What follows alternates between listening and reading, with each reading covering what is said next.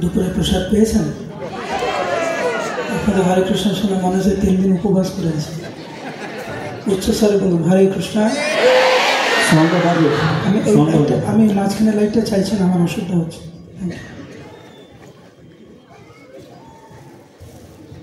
সামনের ক্যামেরা কেমন?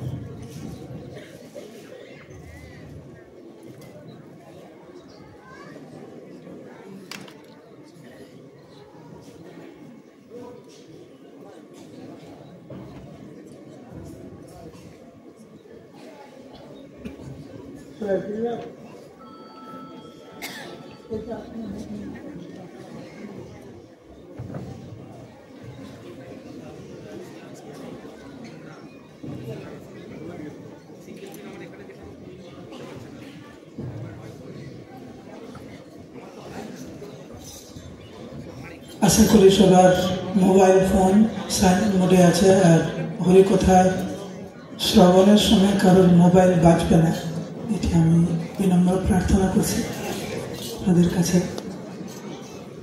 আমার কথা আপনাদের কাছে স্পষ্টভাবে পৌঁছাচ্ছে? উপরে যারা বসে আছেন সবাই হাত জোড়ো করে আমরা একসাথে প্রার্থনা করি ভগবানের কাছে এবং ভগবানের শুদ্ধ ভক্তদের চরণ কমলে একসাথে।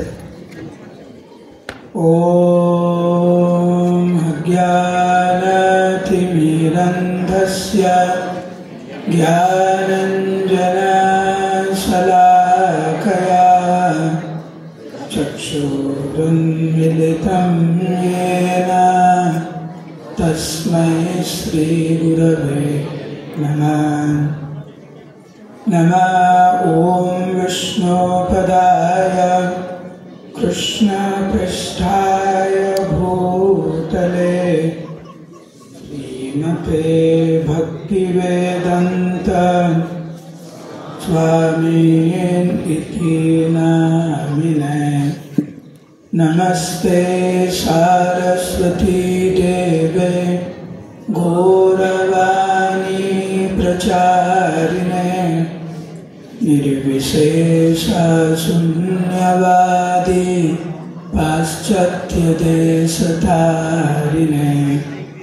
वाञ्छाकल्पतरुभ्यश्च कृपा सिन्धुभ्यैव च पतितानं पावनेभ्यो वैष्णवेभ्यो नमो नमः। जय श्री कृष्ण चैतन्य प्रभु नित्यानंद श्री अद्वैत गदाधर श्रीवासदि गौर भक्तवृंद। हरे कृष्णा कृष्णा कृष्णा हरे हरे हरे राम राम राम हरे हरे। मोकं करोति वाचालं पंगुं लंघयते गिरिं यत्कृपातमहं वन्दे श्रीगुरुं दिनतारिणं परमानन्दमाधवं श्रीचैतन्य ईश्वरम्। नमः ओं विष्णुपदाय कृष्णपृष्ठाय भूतले श्रीमते जयपताका स्वामिनिति नामिने। नमः आचार्यपादाय निताय कृपाप्रदायिने गौरकथा धामदाय नगरग्रामतारिणे।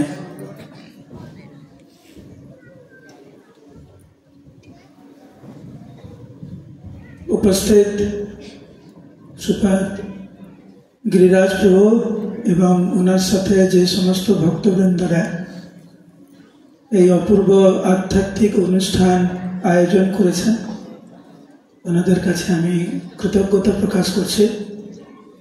আর উপস্থিত সমস্ত গৌর ভক্তবৃন্দের শ্রী চরণ কমলে আমার সশ্রদ্ধ প্রণাম, আপনাদের আশীর্বাদ চাইছি কিছু বলার জন্য। আপনারা সবাই ভক্ত, ভগবানের ভক্ত। হয়তো আপনারা কেউ বলবেন আমি তো ভক্ত না, কারণ আমি তিলক করিনি। প্রসাদ ভোজে নয় এখনো পর্যন্ত। বেশিরভাগ পছন্দ আমার বিদেশি বেশভূষা। আমি তো ভক্ত না। শাস্ত্রের কথা অনুযায়ী আপনারা সবাই ভক্ত, তা না হলে এই আধ্যাত্মিক অনুষ্ঠানে কেন এসেছে? ভগবানের গুণকীর্তন নাম কীর্তন শ্রবণ করার জন্যই আপনারা এখানে এসেছেন। কোন জাগতিক সুখ স্বাচ্ছন্দ্যের জন্য তো আপনারা এখানে আসেননি। দ্বিতীয়ত, স্বরূপগতভাবে ইটারনাল কনস্টিটিউশন, আমাদের নিত্য যে স্বরূপ, নিত্য স্বরূপ হচ্ছে আমরা ভগবানের সন্তান। কেউ কেউ আমরা উপলব্ধি করি, কেউ কেউ উপলব্ধি করি না। স্বরূপগতভাবে আমরা সবাই ভক্ত। আপনাদেরকে অভিনন্দন জানাচ্ছি। এই রবিবার যেখানে আপনারা ঘরে বসে টিভির সামনে বসে সময় কাটাতে পারতেন বা কোথাও বেড়াতে যেতে পারতেন, সেটা না করে আপনারা আধ্যাত্মিক অনুষ্ঠানে আপনারা এসেছেন, সেই জন্য আপনাদের কাছে কৃতজ্ঞতা প্রকাশ করছে। হরে কৃষ্ণ।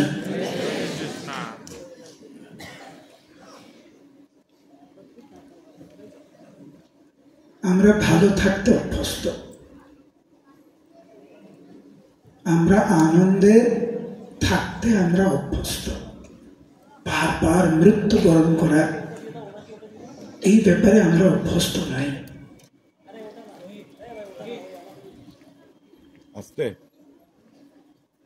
আমি 1 মিনিট দিচ্ছি, তোমরা ঠিক করে না।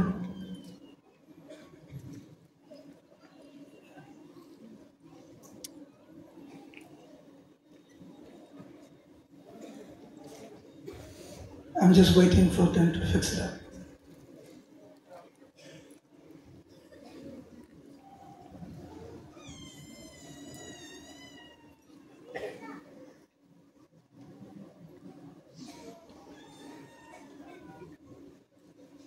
স্টার্ট করতে পারবে কিনা? হরে কৃষ্ণ কৃষ্ণ কৃষ্ণ হরে হরে, হরে Ram Ram Ram Hare Hare.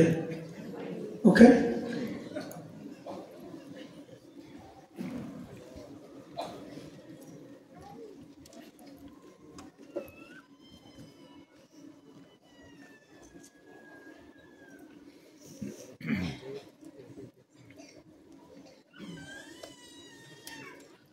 if he doesn't speak, then I can speak actually.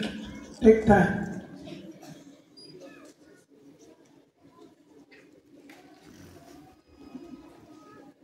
I can start. আমি বলছিলাম যে আমরা ভালো থাকতে অভ্যস্ত। বারবার জন্ম, বারবার মৃত্যু, বারবার জরা, বারবার ব্যাধিগ্রস্ত হওয়া আমাদের নিত্য পরিস্থিতি নয়। মন খারাপ করে বসে থাকা এটা আমাদের স্বরূপগত লক্ষণ নয়। সবকিছু আমাদের থেকে ছিনিয়ে নেওয়া হবে একটা সময়। এটা আমাদের স্বরূপগত অবস্থা নয়। আমরা ভালোবাসতে অভ্যস্ত, প্রতারিত হওয়ার জন্য অভ্যস্ত নই আমরা।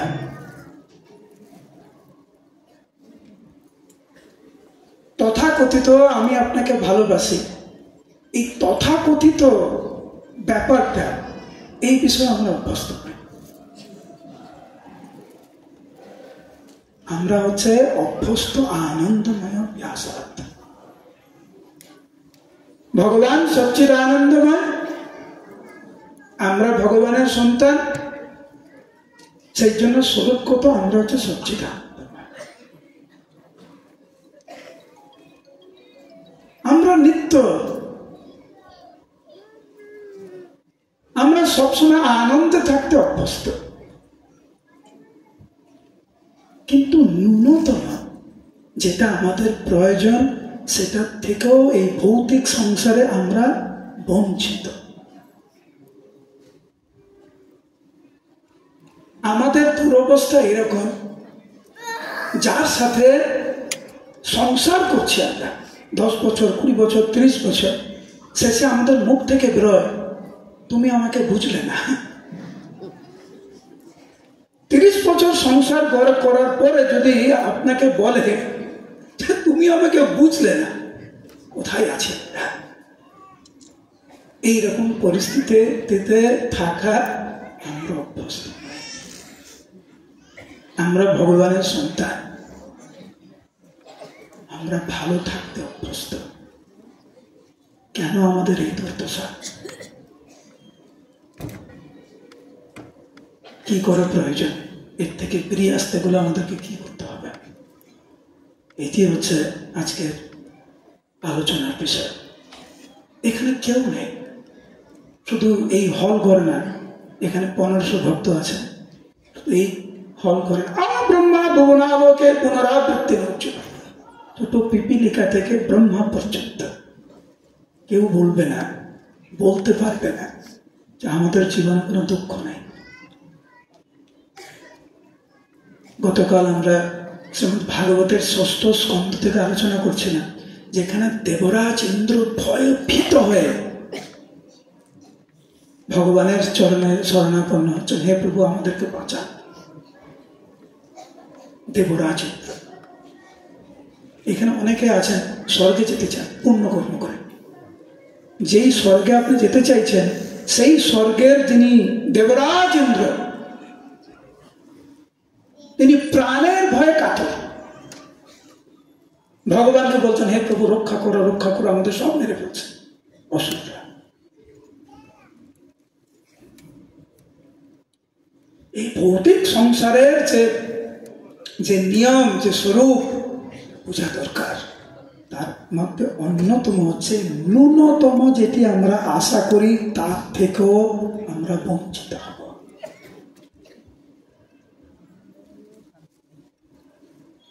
ভাগবতের 4th স্কন্ধে এক পূর্ব লীলা বর্ণনা করা হয়েছে, যদিও এটি কয়েকটি অধ্যায় আলোচনা করা হয়েছে আর সময় খুব কম, তো আমাকে বলা হয়েছে 40-45 মিনিট বলতে, তার মধ্যে 10-15 মিনিট হয়ে গেছে অলরেডি। 30 মিনিটের মধ্যে আমি সংক্ষেপে বলার চেষ্টা করবো, আপনার সবাই মন দিয়ে শুনবেন। আর যদি এখানের এত ভক্তের মধ্যে যদি কিছু সংখ্যক ভক্ত এটি শ্রবণ করে নিজেদের জীবনে বাস্তবিক কিছু পরিবর্তন নিয়ে আসতে পারে, তাহলে আজকের এই এত বড় অনুষ্ঠানের সফলতা। এখানে বর্ণনা করা হয়েছে, প্রভুপাদ বলছেন এই অধ্যায়ে বর্ণনা করতে গিয়ে, যে কেউ যদি এই লীলা শুধু শ্রবণ করে, আজকে যেটা আলোচনা হবে, ভগবানের প্রতি তার শ্রদ্ধা বর্ধিত হবে, ভগবানের সাথে তার ব্যক্তিগত একটা সম্পর্ক গড়ে উঠবে।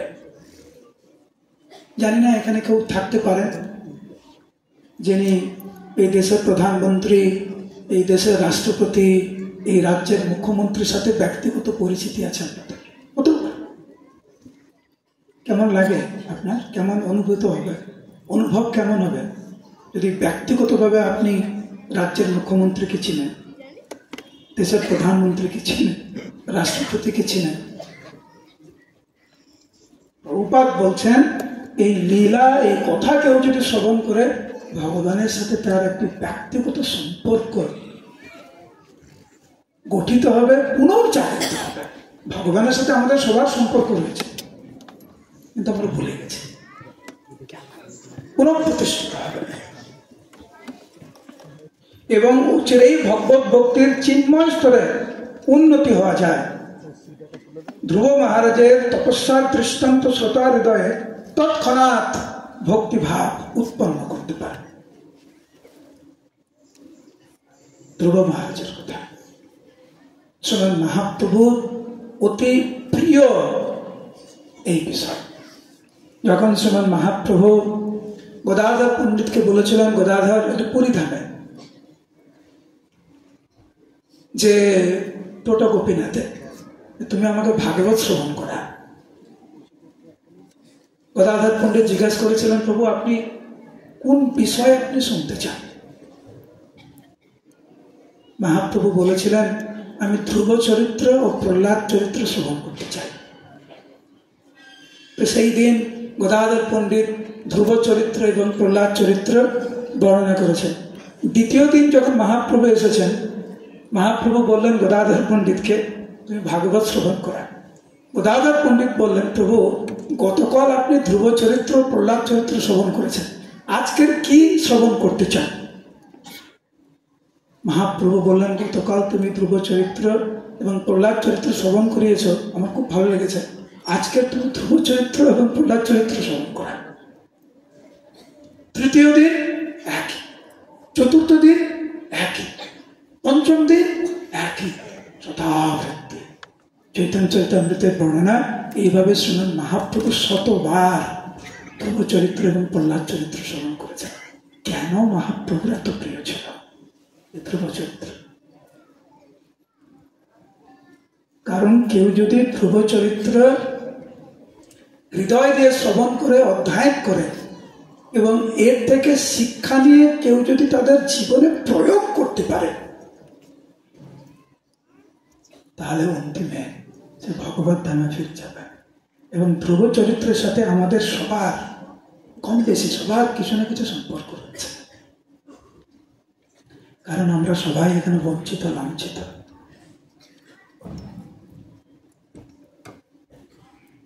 আমরা ভালো আছি বলতে অভ্যস্ত যখন আমরা ভালো নেই।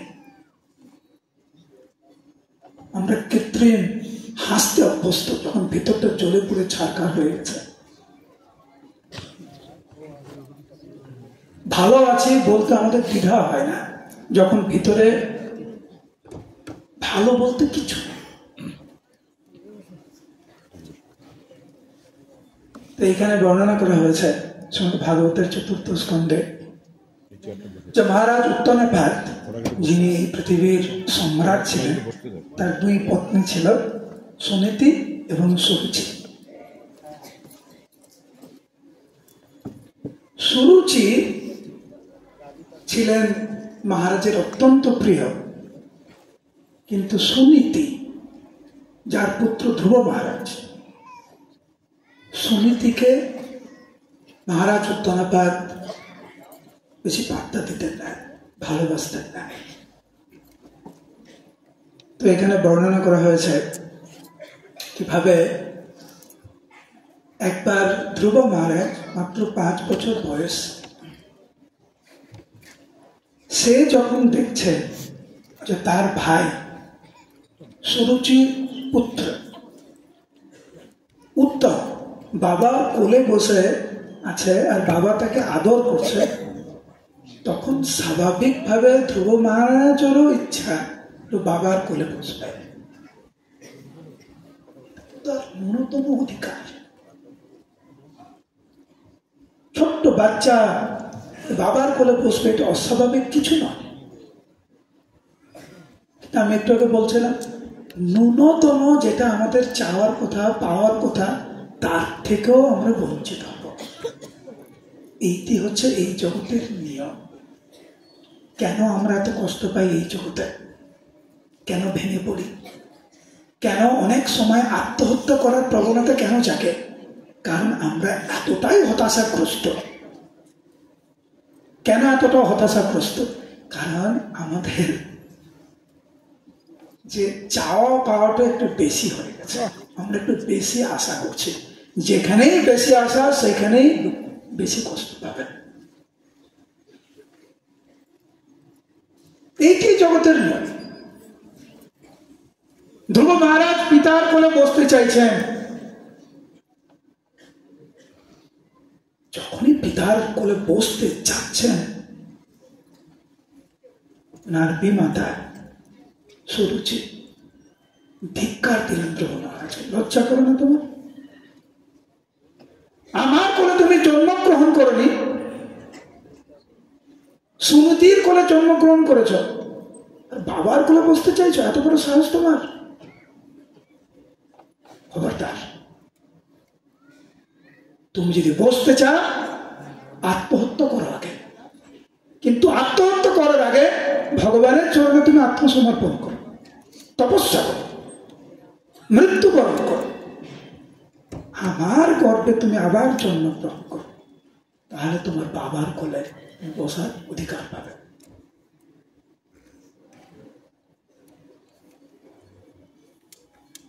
আমরা তো ভালো থাকতে চাই, আমরা তো প্রতারিত হতে চাই না, বঞ্চিত হতে চাই না, কিন্তু ন্যূনতম যে সুযোগ সুবিধা, ন্যূনতম ভালোবাসা যেটা আমরা আশা করতেই পারি, সেটার থেকেও আমরা বঞ্চিত।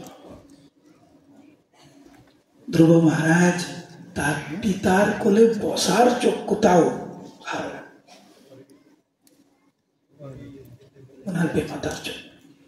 দুর্ভাগ্য বিষয় হচ্ছে ওনার বাবা উত্তানাপাত একবারও প্রতিবাদ করল না ওনার হয়ে, এবং এতে ধ্রুব মহারাজ খুব খুব কষ্ট পেয়েছে। ঠিক আছে, বিমাতা হয়তো আমার সাথে খারাপ ব্যবহার করছে, কিন্তু বাবা একবারও প্রতিবাদ করলো না। আমরা হতাশাগ্রস্ত কার থেকে হই? যার থেকে আমরা যখন কিছু একটা বেশি আশা করে বসে। বাবা মার থেকে তো আশা করাই যায়, স্ত্রীর থেকে, স্বামীর থেকে, বন্ধু বান্ধবদের থেকে, নিজের পুত্র কন্যার থেকে তো আশা করাই যায়, কিন্তু আমরা সবচাইতে বেশি কষ্ট কার থেকে পাই? তাদের থেকে পাই। রাস্তাতে হেঁটে যাচ্ছে, আপনি কি রিক্সাওয়ালার থেকে বা কোনো দোকানদার থেকে খুব ভালো ব্যবহার আশা করেন? ধ্রুব মহারাজ নিজের বাবার কোলে বসার যে সুযোগ, সেখান থেকেও বঞ্চিত হলেন।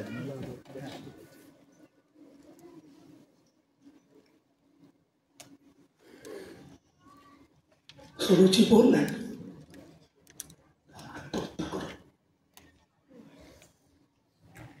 আত্মহত্যা করার আগে তপস্যা করো, ভগবানকে খুশি করো, পরবর্তী জীবনে তুমি আমার গর্বের জন্য। বাবা কোনো প্রতিবাদ করছে না, কারণ বাবার সামনেই এই সমস্ত শব্দ প্রয়োগ করেছেন ওনার বিমাতা। ক্রন্দন করতে লাগলেন, পুরো ভেঙে পড়লেন। 5 বছরের বালক ওনার মায়ের কাছে, সুনীতির কাছে দৌড়ে গেলেন ক্রন্দন করতে করতে। ছেলেকে এইভাবে ক্রন্দন করতে দেখে কোলে তুলে নিলেন। আমাদের কাছে শুনলেন যে কি হয়েছে। মাও ক্রন্দন করছেন, ছেলে ক্রন্দন করছেন, মা ক্রন্দন করছেন, কিন্তু মা এবং ছেলে দুজনই কারোরই কিছু করার নেই। আপনি আমাকে আপনার দুঃখের কথা বলে ক্রন্দন করতে পারেন, আমিও আপনার ক্রন্দনের কথা, যে দুঃখ পাচ্ছেন সেটা শুনে আমিও ক্রন্দন করতে পারি, ক্রন্দনই করতে পারি। তো আসল সুরহা কে দেবেন?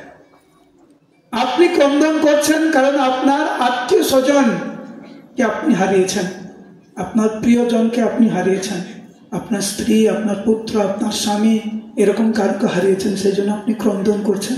আপনার ক্রন্দন শুনে আমিও ক্রন্দন করছি, কারণ আমারও খুব কষ্ট লাগছে, কিন্তু আমার কি করার আছে, আপনার কি করার আছে? এই জগতের নিয়ম খুব কঠোর, হার্টলেস।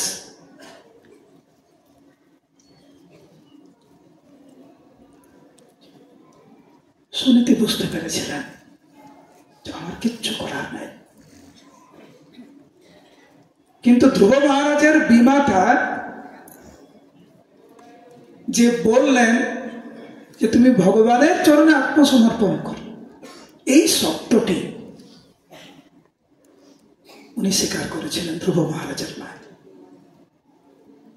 সেই জন্য উনি বললেন,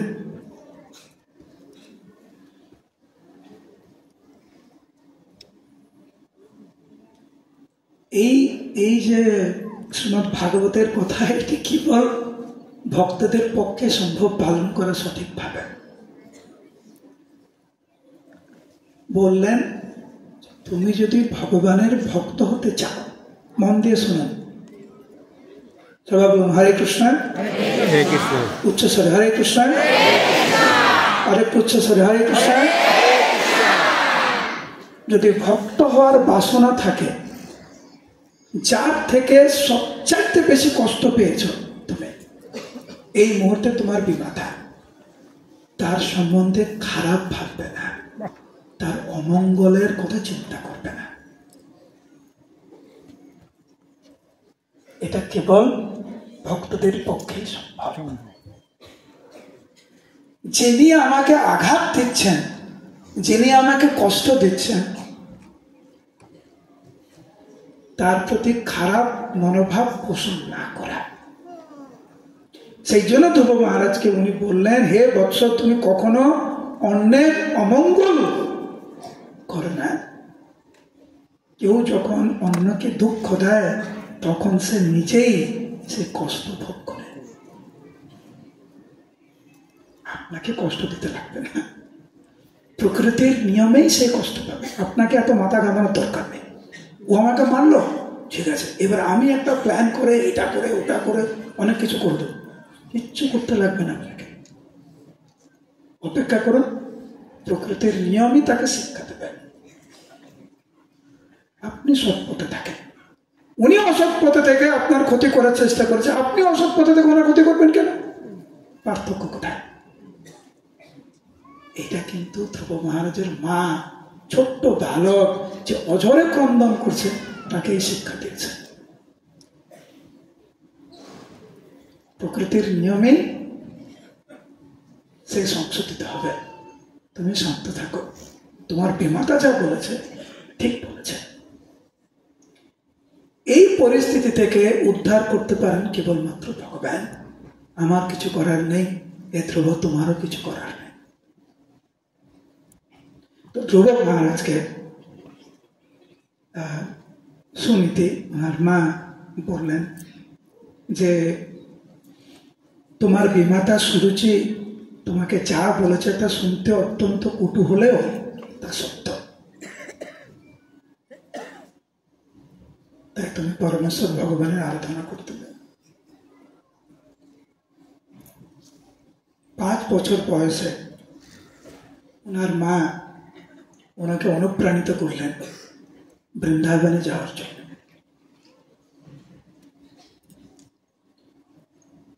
রাজ পরিবারের যে সমস্ত সুযোগ সুবিধা সবকিছু পরিত্যাগ করে ধ্রুব মহারাজ মাত্র 5 বছর বয়সে গৃহত্যাগ করলেন। কিছু পেতে গেলে কিছু ছাড়তে হবে আমাদেরকে,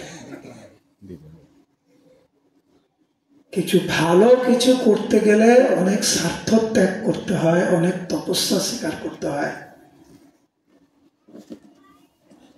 আমি পরীক্ষায় ফার্স্ট হতে চাই, কিন্তু সারা বছর পড়াশোনা করতে চাই না, টিউশন করতে চাই না, পড়াশোনা করতে চাই না। সারাদিন ফেসবুক করবো, ঘুমাবো, আড্ডা দেবো, আর পরীক্ষার দিনে আমি পরীক্ষায় বসে ফার্স্ট হবো। অবাস্তব কথা। পরিশ্রম করতে হবে আমাদেরকে।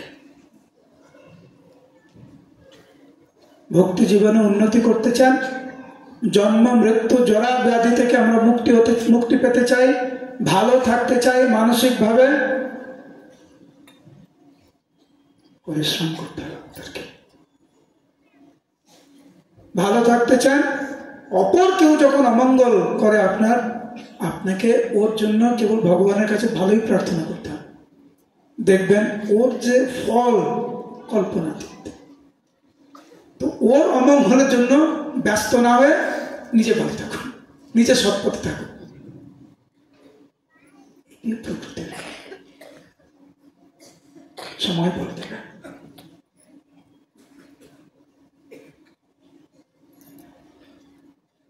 তো ধ্রুব মহারাজ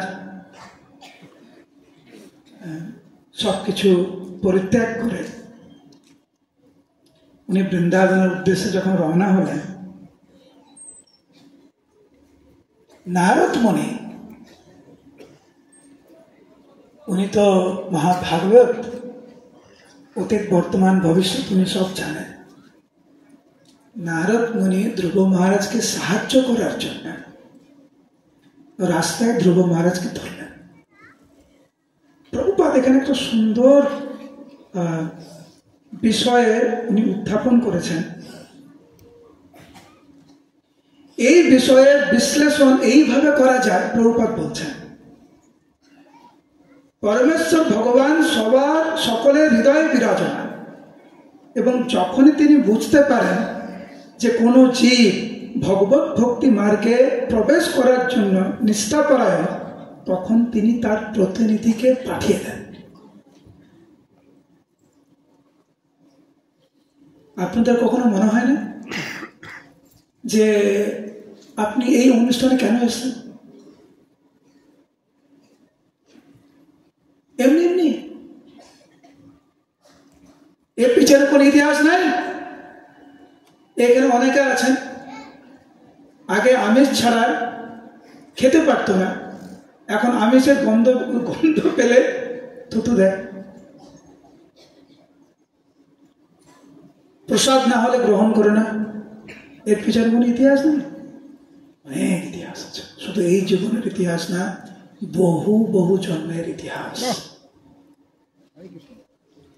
নারদ মুনিকে ভগবান স্বয়ং পাঠালেন, ওই ব্যক্তি ও আমার ভক্ত হতে চায়, তাকে সাহায্য করে। তো আপনারা যারা এখানে বসে আছেন কেবল এই জীবনের স্বীকৃতি না, বহু জীবনের স্বীকৃতির ফলে আপনারা এখানে বসে আছেন। এবং যেহেতু আমরা এত দূর এগিয়ে এসেছি, আর পিছুপার জন্য যেন আমরা না ভাবি, আমরা ভগবত ভক্তিতে এগিয়ে যাওয়ার জন্য যেন আমরা চেষ্টা করি, আপ্রাণ চেষ্টা করি। এখন ভক্ত হওয়া এত সহজ না, অনেক পরীক্ষার সম্মুখীন হতে হয়। আমি সবসময় উদাহরণ দিই যে আপনারা এখানে যারা বসে আছেন, আপনারা কিন্তু প্রত্যেকটা দিন পরীক্ষা দিচ্ছেন বিভিন্ন ভাবে। মায়েরা যারা রান্না করেন, প্রত্যেকবার রান্না করার পরে কিন্তু আপনার পরীক্ষায় বসেন। যিনি প্রসাদ পাচ্ছেন তিনি কিন্তু বিচার করছেন ভালো হয়েছে না খারাপ হয়েছে। পড়াশোনার ক্ষেত্রে, চাকরির ক্ষেত্রে, ব্যবসার ক্ষেত্রে, এই যে একটু আগে নাচ হলো, আপনার নাচ দেখেছেন, ভালো লেগেছে? ভালো লেগেছে? ওনারা যখন নাচ নৃত্য করছিলেন, ওনারা কিন্তু আপনাদের সামনে পরীক্ষা দিচ্ছেন। আপনারা বলছেন হরিবল, সবাই হরিবল বলছে না, যাই না, এর মানে 50-50 কেন? আপনার ভালো লেগেছে? ওরা পরীক্ষায় পাস করলো। ভগবত ভক্তিতে এগিয়ে যেতে চাইছেন, ভগবানকে পেতে চাইছেন, পরীক্ষা দেবেন না? ডাক্তার হওয়ার জন্য কত পরীক্ষা দেন, প্রতিষ্ঠিত ব্যক্তি হওয়ার জন্য কত পরীক্ষা দেন, আর ভগবানকে পেতে চান, পরীক্ষা দেবেন না? এই জন্য নারদ নিয়ে আসলেন এবং ওনাকে পরীক্ষা দিলেন। ধ্রুব মহারাজকে, ধ্রুব তুমি কি করছো? এই জঙ্গলে কোথায় যাচ্ছ? বয়স মাত্র 5, এখন তো ভক্ত হওয়ার সময় নয়, এখন খেলাধুলা করার সময়, এখন আনন্দ ফুর্তি করার সময়। যেরকম আপনারা অনেকে বলেন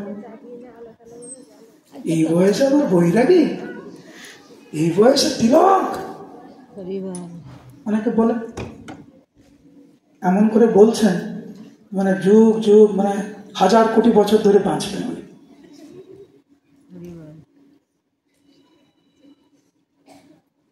ধ্রুব মহারাজকে উনি বললেন যে এখন তোমার খেলাধুলার প্রতি আসক্ত হওয়া উচিত।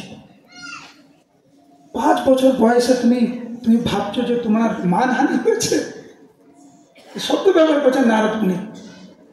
তোমার 5 বছর বয়স, খেলাধুলা ছেড়ে তুমি ভাবছো তোমার মানহানি হয়েছে, এই সম্বন্ধে তোমার বিচলিত হওয়া উচিত না। আর একটু বোঝার চেষ্টা করো, তুমি যদি কষ্ট পেয়ে তুমি থাকো, তোমার কর্মফল। নারদ মুনি বুঝাচ্ছে এটা তোমার কর্মফল, এর দ্বারা তুমি কেন বিচলিত হচ্ছ? সবকিছু ভগবানের ইচ্ছা, তুমি এত কষ্ট পেও না। শোনো, তুমি ভাবছো তুমি সহজে ভগবানকে পেয়ে যাবে, ভগবানকে পাওয়া কিন্তু এত সহজ না। মহান মহান মুনি ঋষিরা তারা অনেক তপস্যা করে ভগবানকে পায়নি, আর তুমি কি ভাবছো তুমি ভগবানকে পেয়ে যাবে? এইভাবে বিভিন্ন যুক্তি দিয়ে নারদ মুনি ওনাকে বুঝালেন যে এটা অত্যন্ত কঠিন। কিন্তু ধ্রুব মহারাজ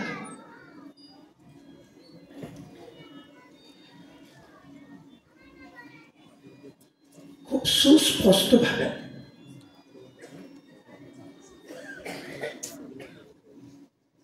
নারদ মুনি ধ্রুব মহারাজকে বললেন, ধ্রুব মহারাজ নারদ মুনিকে বললেন, ধ্রুব মহারাজ নারদ মুনিকে বললেন, হে গুরুদেব,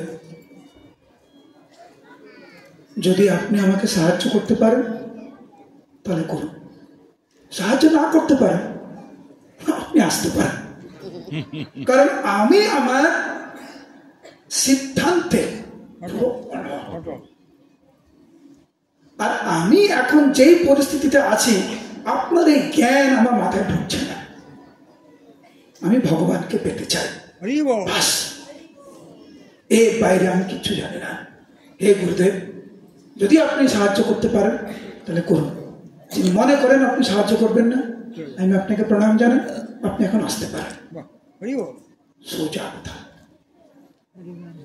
ছোট্ট বালক, মধ্যরাত্রি, অন্ধকার, জঙ্গলের ভিতরে ধ্রুব মহারাজের এই মনোভাব দেখে নারদ মুনি অত্যন্ত প্রসন্ন হলেন।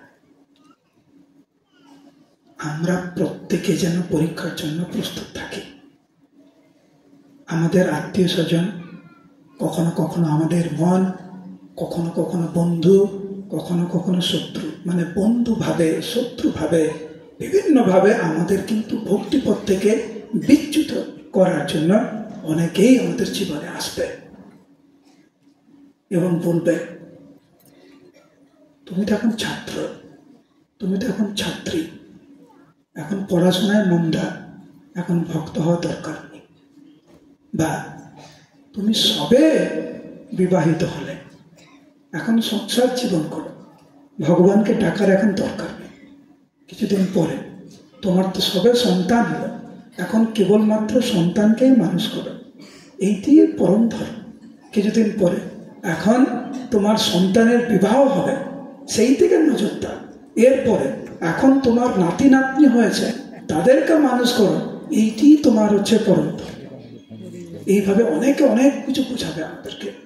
ওই প্রলোভনে পা দিয়ে যদি আমরা ভক্তিপথ থেকে বিচ্যুত হয়ে গেলাম, পুনরপি জানা, পুনরপি মরণা, পুনরপি জাননী জঠরে শরণা, আবার মৃত্যু, আবার জন্ম, আবার জরা, আবার ব্যাধি, সাবধান।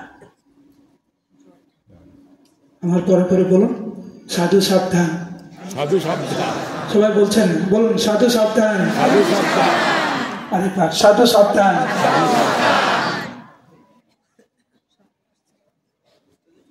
সাবধান না হলে বিপদ অবসান।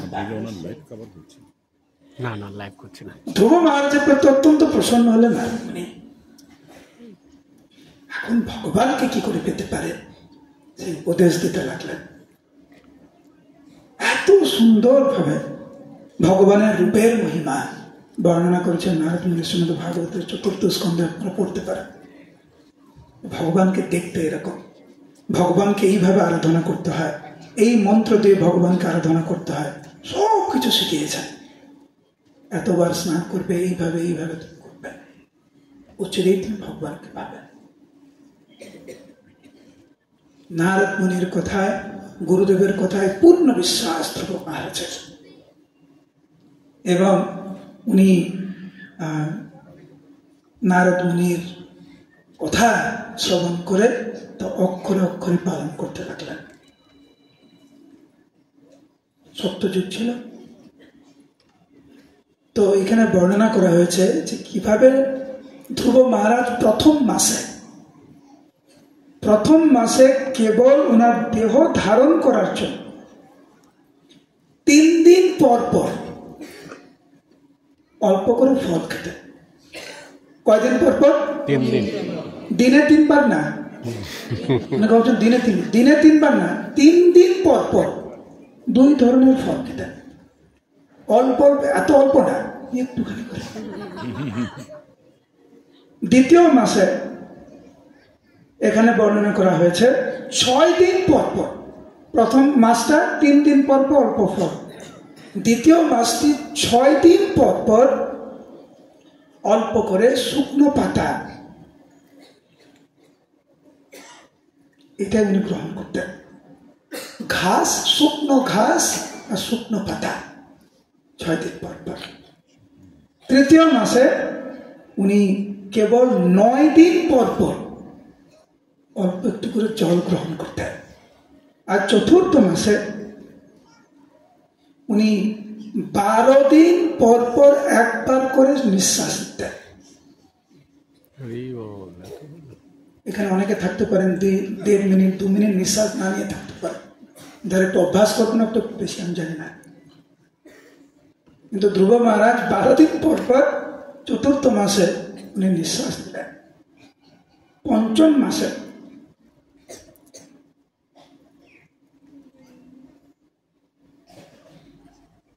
সম্পূর্ণরূপে উনি নিঃশ্বাস নিয়ন্ত্রণ করলেন।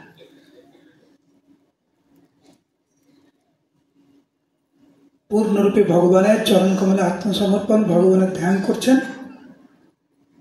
ওম নমো ভগবতে বাসুদেবায়, আর পুরো নিঃশ্বাস নিয়ন্ত্রণ করলেন। সারা বিশ্ব ব্রহ্মাণ্ডের পরিস্থিতি পাল্টে গেল। দেবতারা ছুটলেন ভগবানের কাছে। ভগবান বললেন ধ্রুব মহারাজের জন্য হয়েছে, আমি যাচ্ছি ধ্রুব মহারাজের কাছে।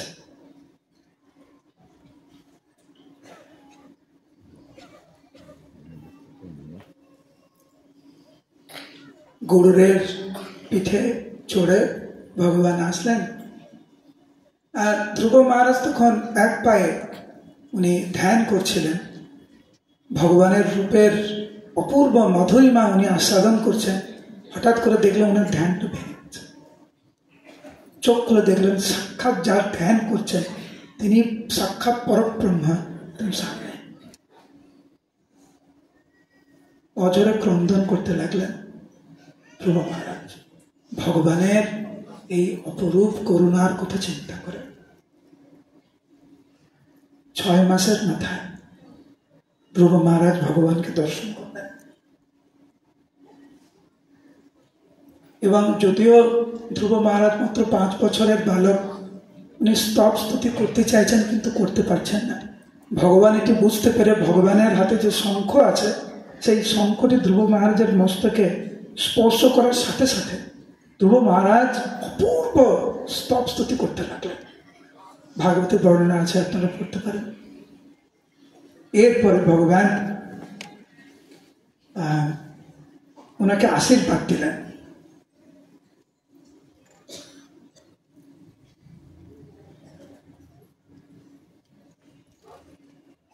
ভগবান আশীর্বাদ দিলেন। ধ্রুব মহারাজ চাইছিলেন, উনি অপমানিত হয়েছে তো পিতার থেকে, ওনার বিমাতার থেকে। ওনার ইচ্ছা ছিল আমি এমন একটি পদ পাবো যা ব্রহ্মার পদের থেকে মহিমান্বিত। ব্রহ্মার পদের থেকে মহিমান্বিত ওই রকম পদ পাওয়ার জন্য উনি ভগবানের কাছে গিয়েছেন। সাক্ষাৎ ভগবান সামনে। লজ্জায় ধ্রুব মহারাজের মাথা হেট হয়ে গেছে। এ আমি কি করে বসলাম? কোন জাগতিক পদের জন্য অখিল বিশ্ব ব্রহ্মাণ্ডের মালিক পরম পুরুষোত্তম ভগবানের কাছে প্রার্থনা, এ আমি কি ভুল করে বসলাম? ভগবান যখন বর দিলেন ধ্রুব মহারাজকে, তুমি 36,000 বছর, সত্যযুগের কথা, 36,000 বছর ধরে তুমি এই পৃথিবী শাসন করবে। ধ্রুব মহারাজ অজরে ক্রন্দন করছেন, হে প্রভু আমি কত বড় ভুল করলাম। সংসার বন্ধন থেকে মুক্ত হওয়ার কারণ স্বরূপ আপনার মতো কল্প বৃক্ষকে পাওয়া সত্ত্বেও আমার মতো মূর্খ ব্যক্তিরা সেই ইন্দ্র তৃপ্তি লাভের জন্য আপনার কাছে বর প্রার্থনা করছে, যা নরকেও লাভ হয়।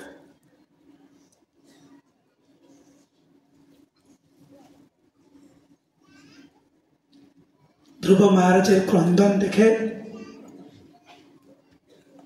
ধ্রুব মহারাজের অনুতাপ দেখে ভগবান ধ্রুব মহারাজকে আশ্বস্ত করেছিলেন, চিন্তার কোনো কারণ নেই, আমি যা বলছি তুমি করো এবং অন্তিমে তুমি আমার কাছে ফিরে আসবে। ভগবান ওনাকে ধ্রুব লোক অর্পণ করলেন, যা বৈকুণ্ঠ ধামের, যেখানে জন্ম মৃত্যু জরা ব্যাধি কিচ্ছু নাই, ভগবানের ধাম। এবং ভগবান এত প্রসন্ন হয়েছেন ধ্রুব মহারাজের প্রতি যে ওই লোককে ধ্রুব লোক।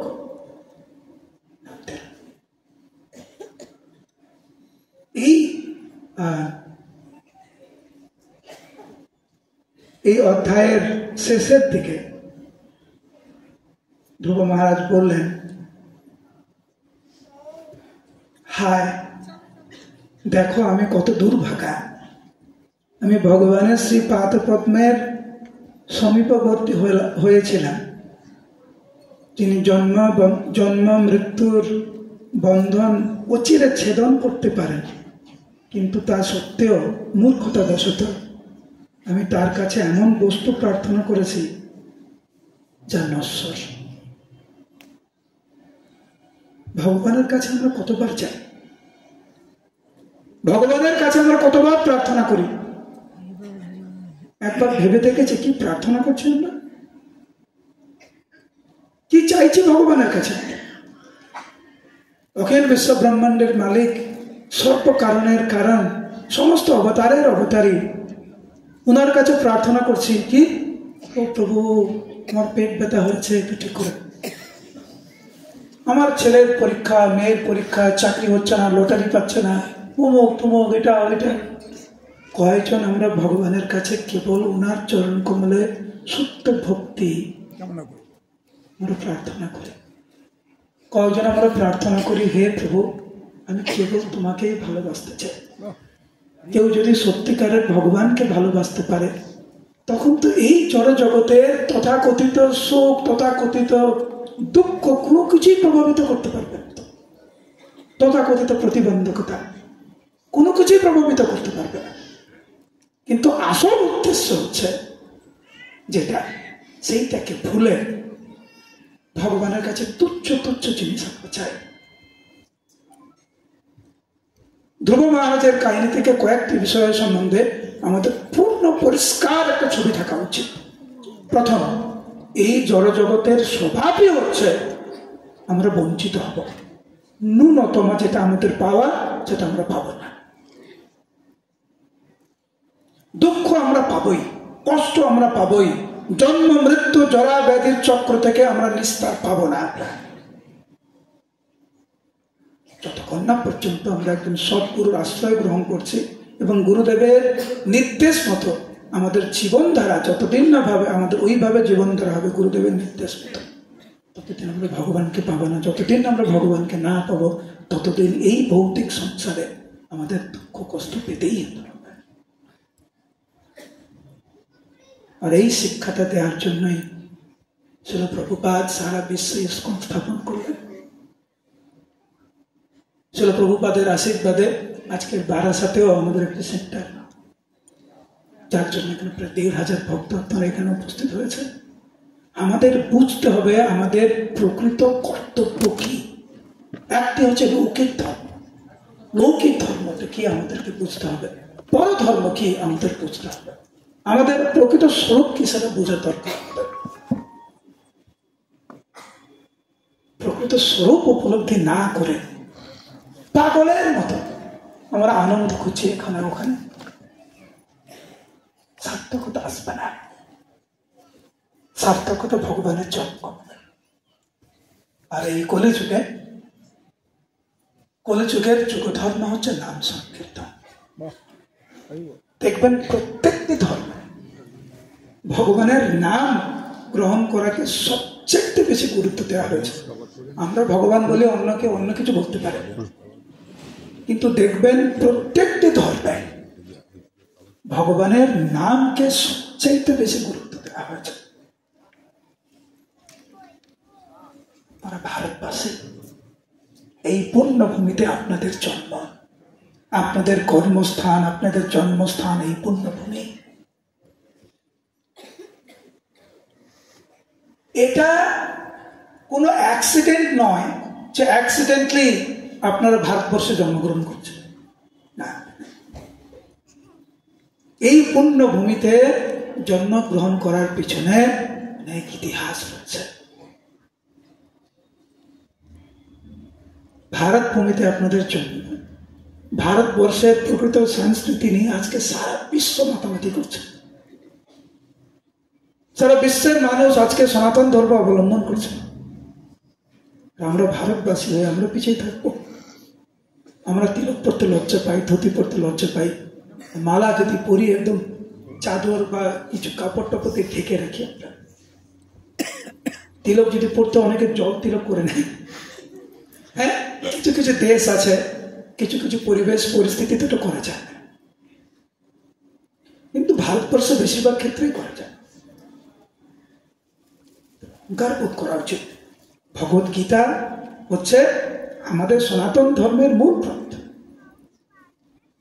ভারতবর্ষের প্রকৃত সংস্কৃতি, প্রকৃত ঐতিহ্যকে এড়িয়ে বিদেশি সংস্কৃতি, ব্রিটিশি ঐতিহ্য নিয়ে যদি আমরা ভাবি আমরা ভালো থাকবো, উপকার নেই এটা।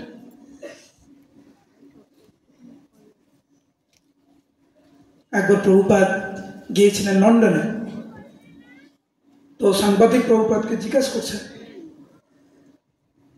আপনি কি নিতে এসেছেন এই দেশে? প্রভুপাদ বলেন, নিতে আসেন, তোমাদেরকে দিতে এসেছি। তোমরা আমাদের ভারতবর্ষ থেকে অনেক কিছু চুরি করছো।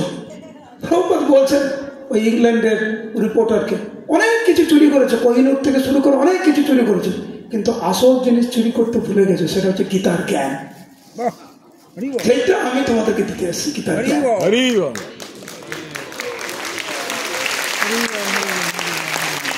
আমাদের প্রকৃত সম্পদ গীতা ভাগবত হচ্ছে আমাদের প্রকৃত সম্পদ। প্রভুপাদের আশীর্বাদ দেখুন আজকে সারা বিশ্বে কিভাবে কৃষ্ণ ভাবনামৃত প্রচার হচ্ছে। আপনাদের মধ্যে অনেকে আছে, বিশেষ করে ইয়াং জেনারেশন যারা, তারা এখন ভাত ডাল সবজি বেশি পছন্দ করে না। পিৎজা, স্যান্ডউইচ, চাউমিন, বার্গার এইগুলো পছন্দ করে। আমি 4-5 দিন আগে আমেরিকা থেকে আসলাম, ওখানে আমার প্রচার কর্মসূচি ছিল। আমি অবাক হয়ে যাচ্ছি, বিদেশিরা কত সুন্দরভাবে মানে মাটিতে বসে হাত দিয়ে অন্ন, ডাল, শুক্তো, শাক পাচ্ছে। আমাদের ভক্তরা এই স্যান্ডউইচ, চাউমিনের পিছনে দৌড়াচ্ছে। যেখানে আমরা ধুতি পরে হাঁটতে লজ্জা পাই, সেখানে আমেরিকার ভক্তরা ধুতি, শাড়ি পরে রাস্তায় ঘুরে প্রচার করছে। আমরা কোথাও কিছু ভুল করছি না তো? একটু ভাববেন।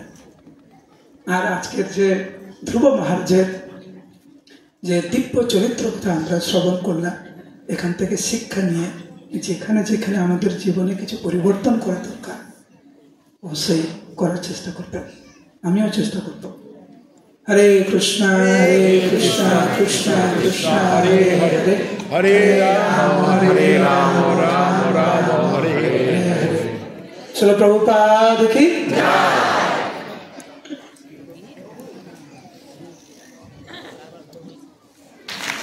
আমরা অসংখ্য ধন্যবাদ জানাই মনের অন্তঃস্থল থেকে যে প্রভু আমাদেরকে বিশেষভাবে, বিশেষ করে ইসকন বারাসাতকে এত স্নেহ করেন, এবং আমরা যখনই প্রভু সাহায্য চাই আমরা প্রভুকে সঙ্গে পাই। এটি আমাদের জন্য অত্যন্ত অত্যন্ত আনন্দের বিষয়। কিন্তু আরেকটি আনন্দের বিষয় রয়ে গেছে। শ্রীপাদ নারগোপাল প্রভুর শ্রীমুখ থেকে মহা হরিনাম সব মিস করলেও কিন্তু এটা মিস করা যাবে না। অডিটোরিয়াম চারদিক থেকে বন্ধ, বাইরের থেকে তালা মেরে দিয়েছে, অবরুদ্ধ হয়ে আছে, অপেক্ষা করছি কখন প্রভুর শ্রীমুখ থেকে আমরা মহা হরিনাম শুনতে পাবো। আপনারা কি শুনতে চান?